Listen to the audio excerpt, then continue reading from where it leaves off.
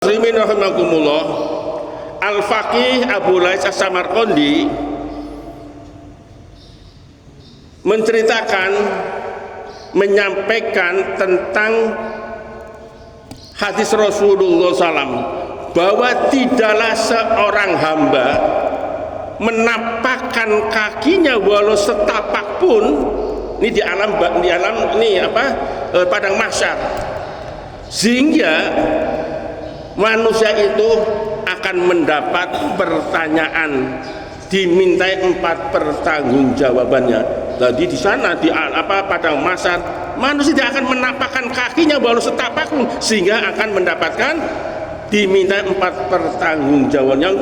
Yang pertama, an umrihi, tentang umurnya, fima afna, digunakan untuk apa saja selama hidup di dunia, dikaruniai umur oleh Allah SWT.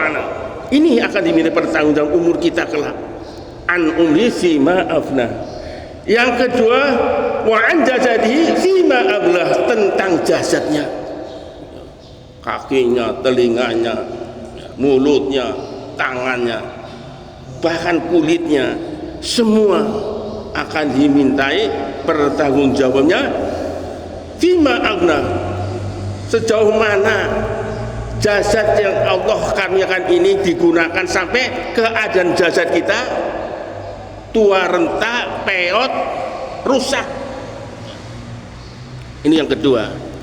Kemudian yang ketiga, wa an ilmihi, tentang ilmunya, ma'amila bihi, sejauh mana ilmu yang Allah karuniakan diamalkan. Semua manusia Allah karuniakan ilmu, sedikit banyak pasti Allah telah menurunkan ilmu. Contoh yang sederhana ya ilmu tentang sholat.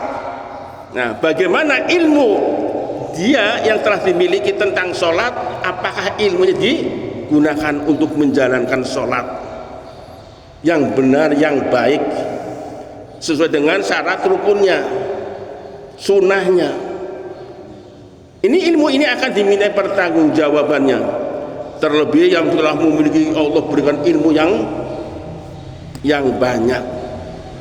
Dan yang keempat ini, satu perkara tapi 2 tanggung jawab. Wa amalihi min aina iktasabahu wa fima anfaqahu, tentang hartanya, min aina iktasabahu, dari mana, dengan cara apa untuk memperoleh harta, wa fima anfaqahu, dan diinfakkan, dibelanjakan kemana. Nah, ini kelak di padang mahsyar setelah kiamat besar, semua manusia dibangkitkan dari kubur, dikumpulkan di padang mahsyar, maka ia di sana tidak akan menapakkan kakinya walau setapak pun, sehingga ia akan mendapat dimintai pertanggungjawaban tentang 4 hal tadi. Masyaallah muslimin rahimakumullah. Nah, ayat-ayat di atas ini yang sudah saya baca, ini tidak menjelaskan tentang lelaki yang datang bergegas itu, yaitu Habib An-Najjar, dibunuh oleh kaumnya. Tidak menjelaskan dalam ayat-ayat di atas, meskipun kenyataannya demikian. Kenyataan memang demikian. Habib An-Najjar hanya gugur, dibunuh, dirajam oleh kaumnya. Nah, ini agaknya hal tersebut untuk mengisyaratkan bahwa ia mati dalam keadaan syahid, ia gugur dalam keadaan syahid. Dan seorang syahid tidaklah mati.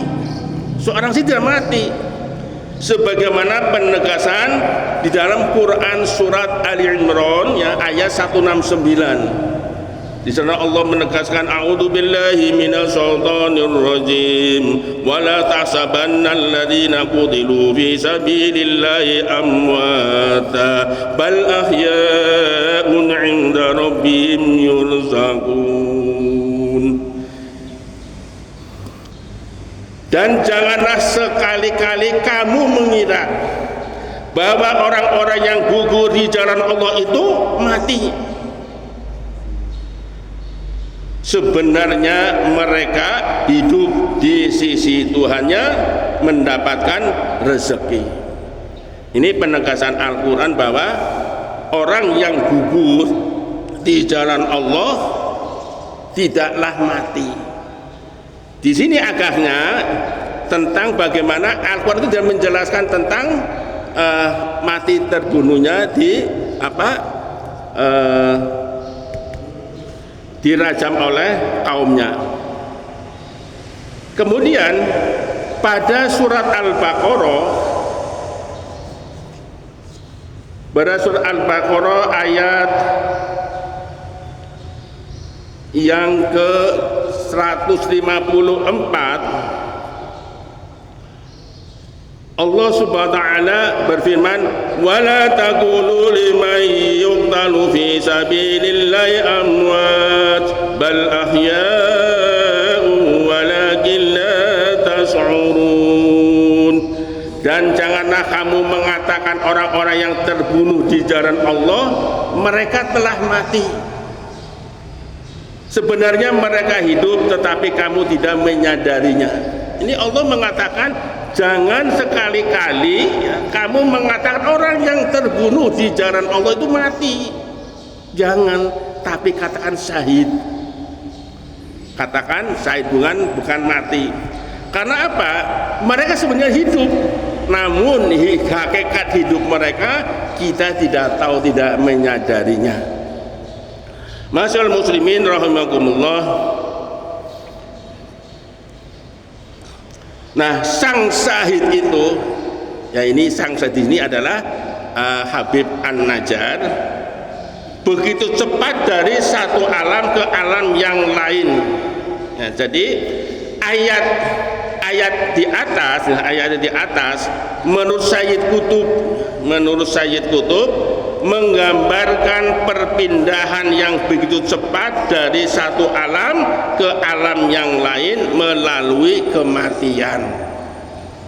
Ini menurut Sayyid Qutb tentang ayat-ayat yang telah kita pelajari. Nah, kematian adalah langkah sederhana. Jadi kematian ada langkah sederhana dari seorang beriman ya untuk berpindah dari kesempitan, dari keresahan dan ancaman duniawi menuju ke lapangan, menuju ketenangan dan kesejahteraan serta kenikmatan surgawi. Itu kematian. Nah, sang syahid itu mendapat kedudukan yang demikian tinggi di sisi Allah Subhanahu wa taala.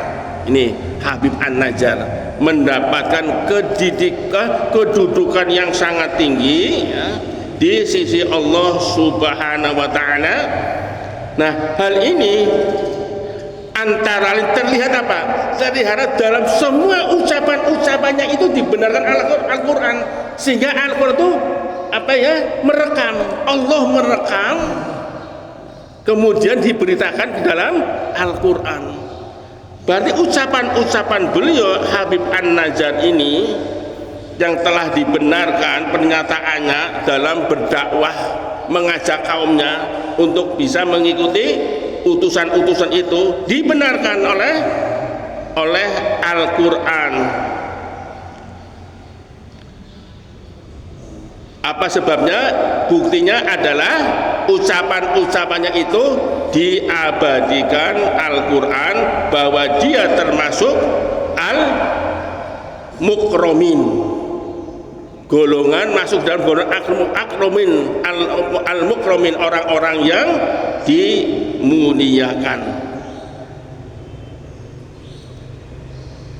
Nah, Toba-Tobai menggarisbawahi bahwa sifat ini dalam bentuk mutlak tidak disandangkan Al-Quran kecuali kepada dua kelompok hamba-hamba Allah, dua kelompok hamba-hambanya, yakni para malaikat dan hamba-hamba Allah yang mukhlasin dan mukhlisin, yakni yang tulus dan yang dipilih Allah sendiri untuk mengabdi kepadanya semata-mata, dipilih untuk mengabdi kepada Allah semata-mata. Nah, memang Allah menganugerahkan kemuliaan kepada banyak hamba-hambanya, tetapi penganugerahan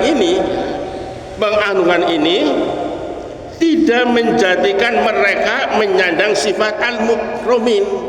Allah menganugerahkan kepada kita orang hamba-hamba Allah yang mulia, tetapi belum tentu masuk ke dalam golongan al-mukromin.